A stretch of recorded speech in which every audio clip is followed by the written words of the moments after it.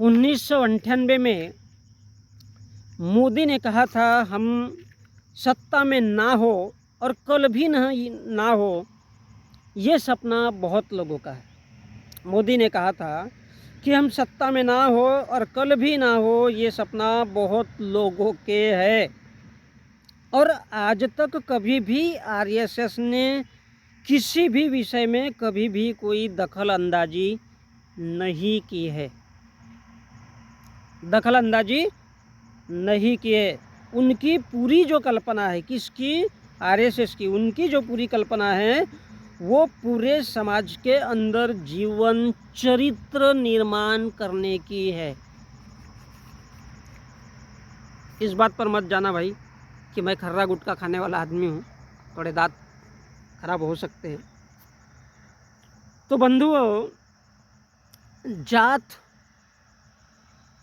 पंथ, धर्म, सेक्स, भाषा, इसके आधार पर भेदभाव करना ये आरएसएस का सबसे बड़ा फंडा है। क्योंकि जाति के नाम पर होगा तो इस देश के लोग साले आपस में बटे रहेंगे, फिर फूट डालो और शासन करो। ये आरएसएस की नीति है, अंग्रेजों की नहीं। अंग्रेज तो कोड़े बरसाते थे, क्या साला ब्राह्मण है, बैठ बैठ साले तेरी ऐसी की तैसी, क्या रे ठाकुर है, बहुत तलवार चलाना जानता है, भोसड़ी के बैठ तेरे माँ की ऐसी की तैसी। क्योंकि अंग्रेज थे भाई। अब अंग्रेजों की बराबरी नहीं कर पाए तो फिर अब कहते कि यार अंग्रेज बहुत बुरे हैं। अंग्रेज अगर शायद भारत में नहीं आते तो इस देश में न पुलिया बनता, न ब्रिज बनता, न कोई संसद होता, और ना ही और भी कुछ सुविधाएं होती। लोग तो आज भी सिर्फ पैर पड़ते। आज क्या है बे, ऊंचे जाति का है, तेरी माँ की ऐसी की तैसी, बैठ भोसड़ी के चुपचाप चल। कहाँ से ऊंचा है रे, तेरी माँ की कोख ऊंची है क्या? तो यही बात है। तो जात, पंथ, धर्म, सेक्स, भाषा और पार्टी के आधार पर भेदभाव ये आरएसएस की नीति है। और इनके बीच भेदभाव रहेगा तो पार्टी नंबर 1 की बनेगी ज़्यादा। क्योंकि उससे क्या होगा, 50 रुपये में बिकने वाले लोग मिलेंगे जो 50 रुपये के लिए लाल झंडा, भगवाधारी झंडा लेकर के चलेंगे, जय श्री राम के नारे लगाएंगे, भारत माता की जय बोलेंगे, कहीं जय भीम के नारे लगाएंगे। तो चरित्र निर्माण, जीवन का चरित्र निर्माण, तो 50 रुपये के लिए झंडे निकालने वाले होंगे। अब उनमें अगर झंडे निकालने वाले होंगे तो साला कोई गरीबी, बेरोजगारी, भूखमरी, शिक्षा, चिकित्सा की बात ही नहीं करेगा साला। क्योंकि सबके हाथों में तो झंडा है, उनको तो रोजगार मिल गया, तो उनको क्या लेना देना। और 80 रुपये के लिए तलवार निकालने वाले साला शराब पिला देंगे उनको, 10 रुपये की देसी भट्टी की सड़ी पाड़ी वाली जिससे लोग मरते रहते, वो एक जहर दे देंगे जिसको देसी दारू कहते हैं। वो जहर उन लोगों के हाथ में दिया जाएगा, चल भोसड़ी के ये शराब पिए और तेरी ऐसी की तैसी, चल 80 रुपया ले जेब में और झुंड के झुंड में जमा हो जाओ और चलो तलवार निकालो, बोलो हम बहुत बड़े ठाकुरों की संतान है, वीरों की संतान है। और जातिया बोलो यार वो साला ऊंचा है, ब्राह्मण ऊंचा है, बहनचोद वो ठाकुर ऊंचा है, बहनचोद वो क्या बोलते हैं बनिया ऊंचा है क्योंकि उसके पास पैसा है।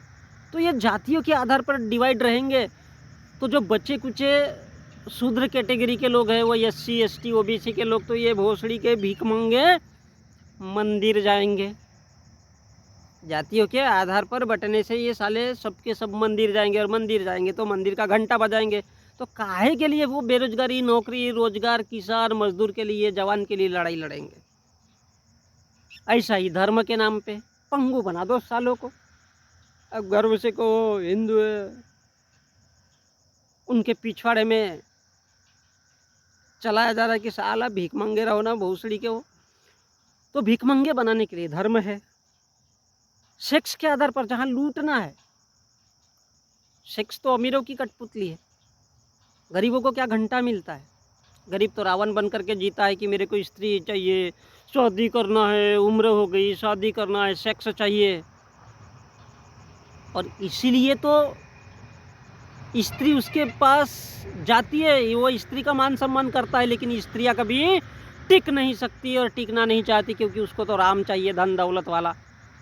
वो भले ही साले को मारे काटे पीटे, उसको छोड़ छाड़ कर दे, नहीं 10 के साथ सुला दे, जैसा महाभारत में द्रौपदी के साथ, लेकिन उसको क्या चाहिए, या तो ऊंचा जाति का चाहिए फिर उसको, या फिर दौलतमंद चाहिए, क्योंकि उसकी जो खुजली है स्त्रियों की, वो पैसों के लिए खौलती है। तो रावण एक ऐसा सामान्य इंसान है जो गरीब और भिखमंगा बनकर, स्त्री हमदर्दी जरूर रखती है, लेकिन उसको कहती है बेटा तू मेरा भाई है, तू मेरे साथ सोने के लायक नहीं है, सेक्स करने के लायक नहीं है, क्योंकि तेरी औकात नहीं है। तो राम और रावण कुछ नहीं बंधु, ये केवल औकात की बात है। तो फिर सेक्स इसी आधार पर होगा और स्त्रियाँ उसी ओर दौड़ेगी। भाषा, ये तमिल है, फिर वो बिहारी है, फिर वो मलयालम है, फिर वो कन्नड़ी है, फिर वो राजस्थानी है। तो ये साले आपस में डिवाइड होते रहेंगे, भाषा के नाम पे एक दूसरे से लड़ते झगड़ते रहेंगे। तो ये क्या हो जाएगा, क्रिकेट मैच हो जाएगा रात दिन। अरे कितने स्कोर हुआ भाई, अरे कि उसने कितने क्रिकेट वो रन बनाया, उसने कितने रन बनाया, ये खाली देखते रहो खेल तमाशा नौटंकी। या तो फिर फिल्म देखो, और बड़ी बड़ी हीरोइनों के साले 2 गोले देखो और 1 लाल गोदाम देखो, मैं तेरे रंग में रंग गई सैया। अब उसके एक के चरित्र चित्रण के लिए केवल एक के शरीर को पूरी दुनिया देख रही है, पूरा देश देख रहा है। काहे के लिए, अरे उसका बॉडी बड़ा ज़बरदस्त है, उसका लाल गोदाम बड़ा अच्छा है, उसके 2 स्तन बड़े अच्छे हैं। वो एक आ जाता है बड़ा बड़ा हीरो साला, कपड़े उतार देता है, बोलता अरे वाह यार क्या बॉडी है, ऐसी बॉडी फिटनेस होना चाहिए। अबे भोसड़ी के वो गरीबी बेरोजगारी भूखमरी इसके लिए लड़ो यार। उसको पैसा कमाना है भाई, वो नंगी रहे चाहे वो नंगा रहे, तुमको क्या लेना देना, उसकी अपनी मर्जी है। फिल्म है तभी तो भैया 500 करोड़ 2000 करोड़ 1000 करोड़ पैसे कमाता है उसका डायरेक्टर, और तुम लोगों को क्या मिलता है देखने से। तो ये सब भाषा, सेक्स, ये सब लड़ाने के तरीके। फिर पैसों के आधार पर, फिर गरीब अमीर के आधार पर, क्योंकि गरीब लूटने के लिए बना है, अमीर मज़ा मौज करने के लिए बना है, क्योंकि पैसा तो उसके पास है।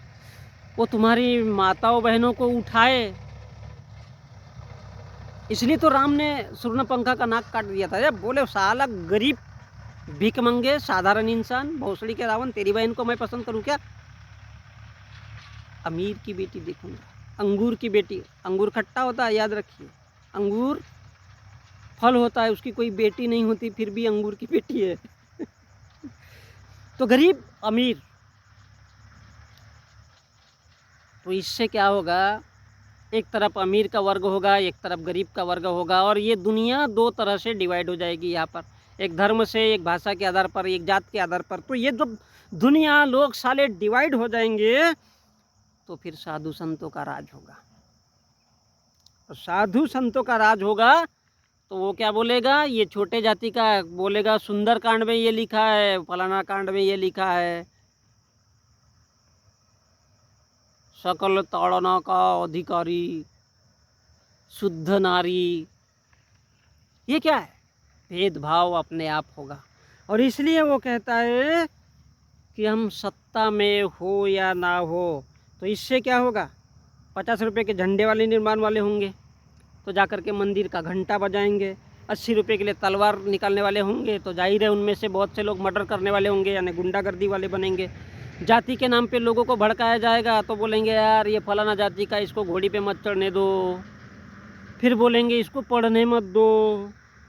फिर धर्म के आधार पर तो एक दूसरे को धर्म, जाति, भाषा, लिंग, ये सब के आधार पे बांट बांट के क्या करना है, फाइनली लोगों पे राज करना है। और जब लोगों पे राज करना है तो फिर कोई गरीबी, बेरोजगारी, शिक्षा, किसान, मजदूर, चिकित्सा, महंगाई पर साला सवाल ही नहीं उठाएगा, क्योंकि सबके सब डिवाइड हो जाएंगे। और यही तो जीवन चरित्र इन इंसानों का होना चाहिए। कौन सा, जो जाति के आधार पर बांटने वाले हो, जो धर्म के आधार पर बांटने वाले हो, जो 50 रुपये के लिए झंडा निकाले, जो 80 रुपये के लिए तलवार निकाले, तब तो वो पार्टी फलेगी फूलेगी। और इससे जब जीवन चरित्र, जब समाज बदलेगा, कोई 80 रुपये के लिए तलवार दिखा रहा है, कोई 50 रुपये के लिए झंडा निकाल रहा है, तो इससे क्या होगा, झंडा निकालने वाले और तलवार निकालने वाले लोगों का बोलबाला होगा, समाज में महिलाओं के साथ हवस की भावना होगी, सेक्स होगा, अमीर गरीब ये भी डिवाइड हो जाएगा। तो इससे एक ऐसा जीवन चरित्र बनेगा कि कोई गरीब, भिखारी, भिखमंगा, गरीबी, बेरोजगारी, शिक्षा, चिकित्सा की कभी बात ही नहीं कर पाएगा, कभी बात ही नहीं कर पाएगा। तो फिर काहे का लोकतंत्र और काहे का ये। तो बोले यही चीज़ वो बोला कि आरएसएस ने कभी दखलंदाजी नहीं की है। जब जब भी भारत में भारतीय जनता पार्टी हो, चाहे कांग्रेस की सरकार बने, आरएसएस हमेशा ही दखलंदाजी करना है। आरएसएस हमेशा ही दखलंदाजी करेगा कि बेटा वे भारत का संविधान किसी भी तरह से काम नहीं करना चाहिए। यही फुल एंड फाइनल हमारा है। तुमको अगर करना है तो जात, पंथ, धर्म, सेक्स, भाषा, पार्टी, अमीर गरीब, साधु संतों का राज, यही सब भेदभाव फैलाना है। और यही तो आरएसएस का जीवन चरित्र निर्माण करना है, उनकी थ्योरी है। और इसलिए मोदी ने कहा था कि हम सत्ता में हो ना हो, और इसके लिए हमेशा ही आरएसएस दखलंदाजी करता है। अटल बिहारी वाजपेयी ने कहा था कि परमाणु परीक्षण के लिए गड्ढा खोद दिया गया था, तिथि तय हो गई थी, लेकिन बंधुओं उस वक्त भी आरएसएस ने टांग अड़ाई कि बेटा तुम ये सब नहीं कर सकते, हम भारत के रहने वाले हैं, हम भगवानवादी देश के लोग हैं, हम तो भगवान को मानने वाले हैं, हम तो हिंदू मुस्लिम में हमेशा नफरत चाहते हैं, और तू ये साइंस की बात करेगा, टेक्नोलॉजी की बात करेगा, बेचल बंद कर भोसड़ी के अटल बिहारी वाजपेयी। और अटल बिहारी वाजपेयी को ये बंद करना पड़ा।